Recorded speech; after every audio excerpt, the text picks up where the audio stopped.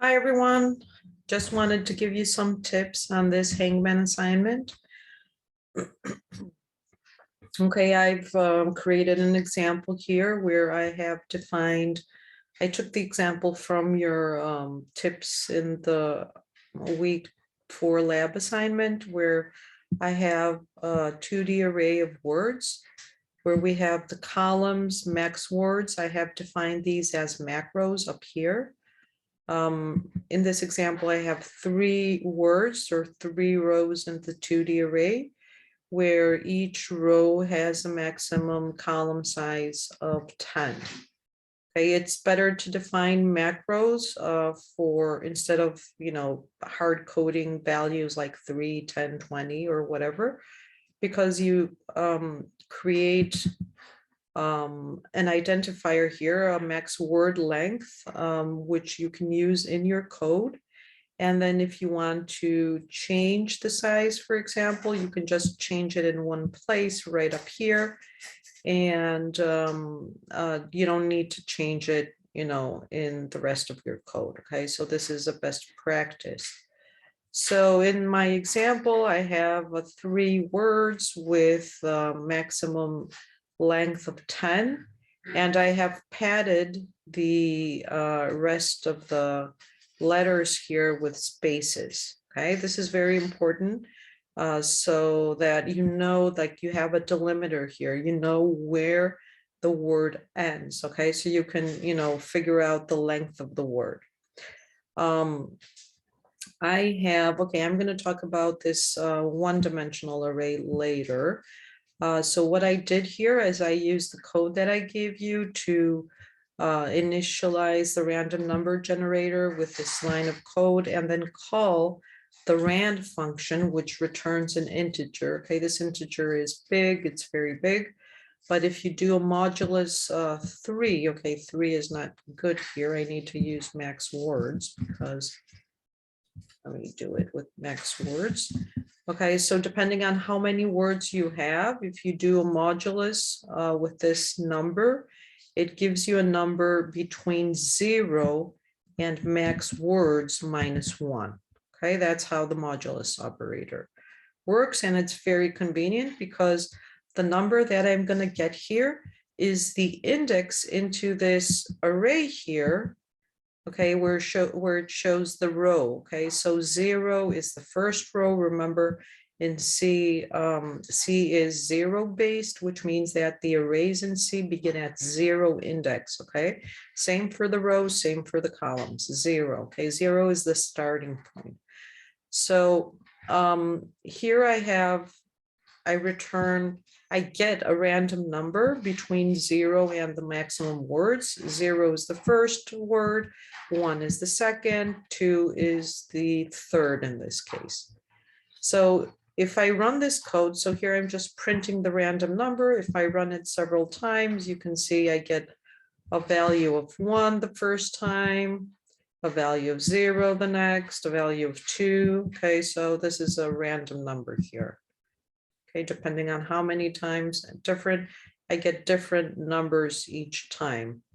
So the first thing I need to do here, one of the functions you need to create is a function to figure out the length of the word. Okay, this is a crucial function because you're going to use this in many places in your code.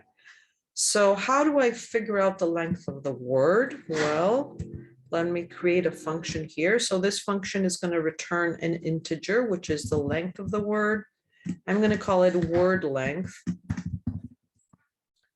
And it's going to take a one-dimensional array. Okay, I don't need to pass the entire words two-dimensional array here, because once I figured out the row that I'm interested in, then I can just pass in this row, which corresponds to a one-dimensional array.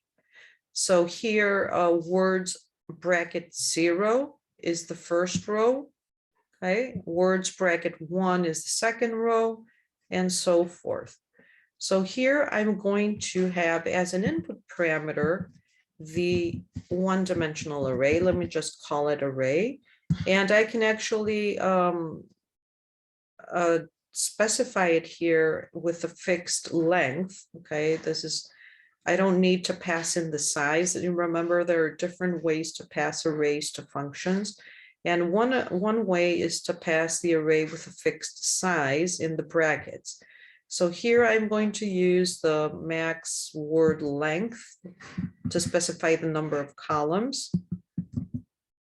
Okay, so I'm passing in an array of 10 characters in this case.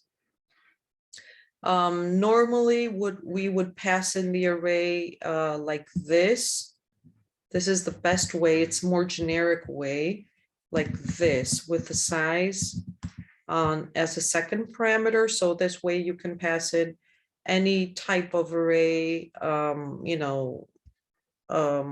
and specify the size as a second parameter. But here we need to, we don't care about this, because we know that all our words here are going to have that maximum size. So in this function, I take this array and I want to figure out the length of the word. Remember, the word is padded with blanks in my example.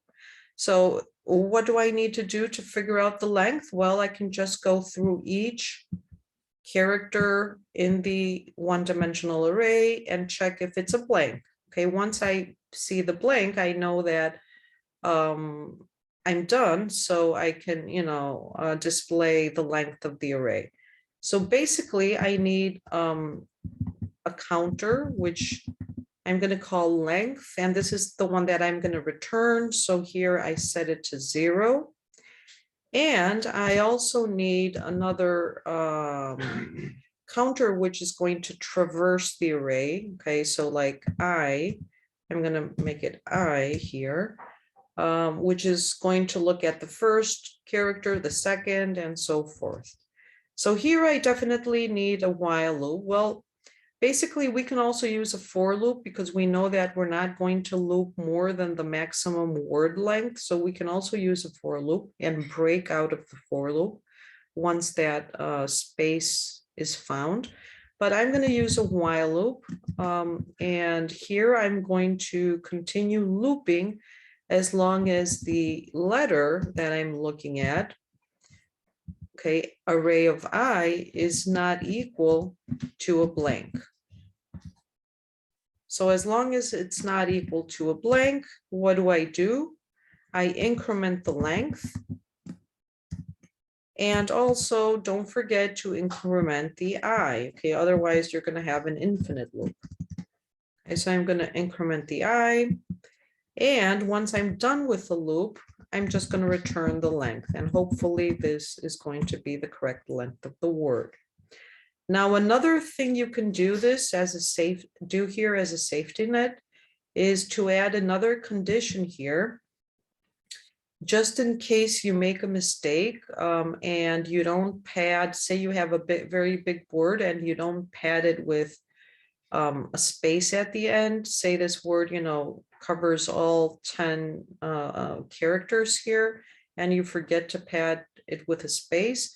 You can also protect yourself by going beyond the bounds of the array. So you can add another condition so as long as the array is not equal to, the array element is not equal to a blank, and as long as I is less than the maximum word length. Okay, so this is a good safety net here, so that since you know that the maximum array size here is 10, that you don't go over that. Okay, so this is our function, and since I defined it after main, so I don't get an error. Okay, let's see this actually. So let me call this function and see what happens here. So I'm going to call it through a printf, the length of the random word is. So here I'm going to call the function word length. And I'm going to call it with the row that corresponds to my random number. Okay, and this is words of random. Okay, so notice that words is the two-dimensional array. And the one-dimensional array that I need to extract here is the one that corresponds to random, the random number I generated. So words of random corresponds to a one-dimensional array. That's the row that I'm interested in this two-dimensional array. Okay, so if I call it like this, if I run this, notice that I get a warning. Okay, it says implicit declaration of function word length is invalid. Okay, so what does this mean? Well, this means that the compiler, remember the compiler starts looking at your code from top to bottom. Okay, so once it reaches this printf statement, it sees this function word length and says, oh, what is this function? I'm not aware of this function because you haven't declared it before main. You've declared it after main.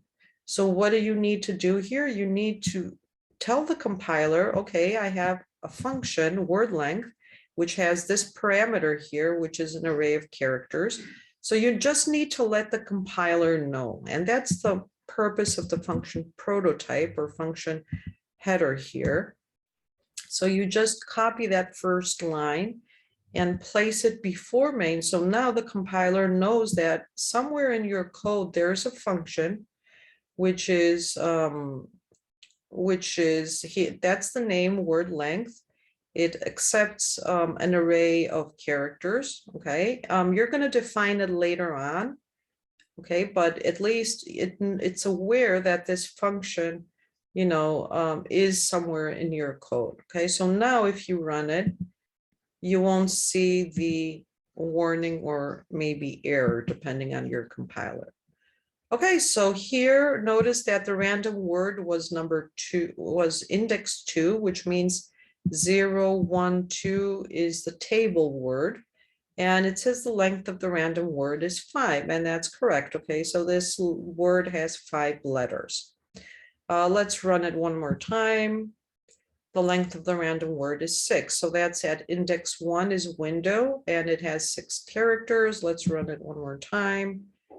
Okay, so the length of the random word is 3, which is the boy. And even if you forget, you know, to pad, let me test this also. Let me put X's here. Say you forget to, you know, you fill up the entire word here. Let me run it and see. Okay, 1, 0, 1, 2. Okay, the length of the random word is 10. So notice that it works even in this case, okay? So let me change this back to spaces.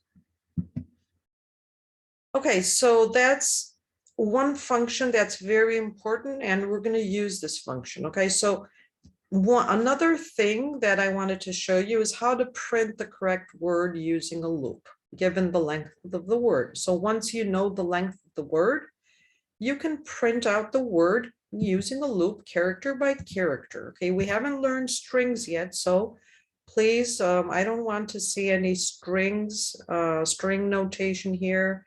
Okay, we're using arrays of characters. So how do you print out the word in the words array? Well, you use a loop and you print it out character by character up till the length of the word. So here you can use a for loop. Okay, since a for, you know how many times you're going to loop because you have the length of the word now. And actually, you know what? Let me create a variable for the length of the word. So we have it somewhere. Let me create a variable here. Let me call it, well, did I call this word length? Okay, so let me call it word length with lowercase word length. You can initialize this, but it's okay. Well, let's initialize it because it's good to initialize all variables. And I'm gonna assign it to this variable up here. So we have it, and then we can use it wherever we need it. Okay, so here, I don't need to call the function again. I just have it stored in this variable word length. Okay, so for int I equal to 0, assigned to 0, I is less than word length, I plus plus. So I can just print each character here one at a time. %C for the character. And what is the character? Where it's, well, it's the words array at that random number. Okay, that's the row. And the column is I. Okay, so I'm going to first print out the first letter, then the second, the third, and so forth. And let me also just add a new line. So this is printed out on a new line here. Okay, so let's run this. And here it is. Okay, the length of the random word is 3 and the word is boy. Now, okay, so that's straightforward. Now in your code, you need to, at some point, you will have the user is going to guess letters, and then the underscores that you initially have in the word are going to be replaced by the letters, right? How are you going to do this? Okay, this is another thing I wanted to explain. So one way to do this, okay, we know we have a single dimensional array, which is the word. Okay, so let me go into PowerPoint and draw these out. So we have the array with the word, and this is called, what is this? Well, this is words bracket rand number, rand num, as we said, okay? So this now is the name of the single dimensional array, which contains, let's say, contains the word boy. And the spaces, okay? This is of size 10. Okay, the rest are spaces. And so forth, okay, up to 10. So we have 0, 1, 2, 3, 4, and so forth up to 9, okay, index 9. Now, it will be very useful if you created a parallel array, as we call it, okay, parallel array. What is a parallel array?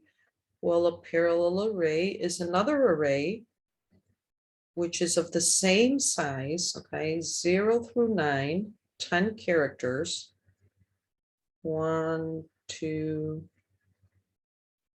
3, 4, and so forth, up to 9. And initially, this parallel array has underscores. Okay, so this has underscores. And actually, you can use this array to, display whatever you want to the user. Okay, initially, you're going to display 3 underscores. And if the word is, let's say, boy, and as the user guesses the letters, you're going to, display B instead of the underscore, and then 2 underscores. So how will this work? Okay, so initially, this is initialized with underscores. And then as the user guesses a letter, so say I guess a letter and I guess, let's say, the O. Okay, what I do is I check this array to see if the O exists up to the length of the word.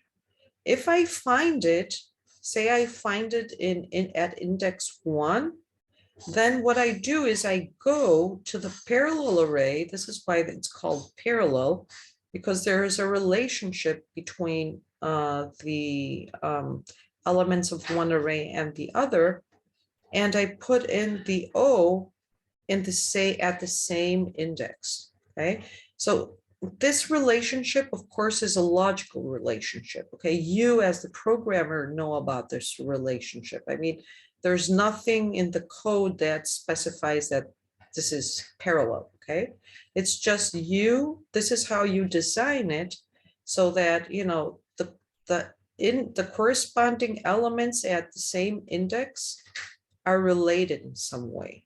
Okay, so if I find the O in, so I look into the first array, the words array, I check and see I found the O, and then I update that same index in the parallel array. Okay, so then the next time I want to display the word, I'm going to display a dash, an O, and a dash. Okay, so when I display the word, I look at this array. And I go up to the length of the word that I found from this array, of course, because the length of the word is the same, of course. So I display 3 characters and whatever characters are in this parallel array. Then when the user enters a Y, I find the Y in this first array and I set the underscore to a Y in the second array. So the next time I'm going to display a dash, an O, and a Y. Okay, so this is the idea that you need to follow, or you can do it differently. I don't know, depending on, each person can think of this differently, but this is, a good way to approach this problem. Okay, with parallel arrays. Hope this was helpful. If you have any more questions, feel free to shoot me an email, and I hope you have fun. And I know it's not easy. I mean, you need to really spend time on coding, but I hope you at least have fun and, feel great after you have a working code. And one more thing is to always use print statements to debug your code. Okay, you need to somehow be able to figure out the errors yourself. So the best way is to use a lot of print statements to print out variables, what the values are, and see where your error is. So you can use some print statements like before or after a piece of code to see if you actually get them printed out, so you can localize your errors, for example. Okay, so I hope you have fun and see you in our discussions next week then. Thank you very much. Bye-bye, everyone.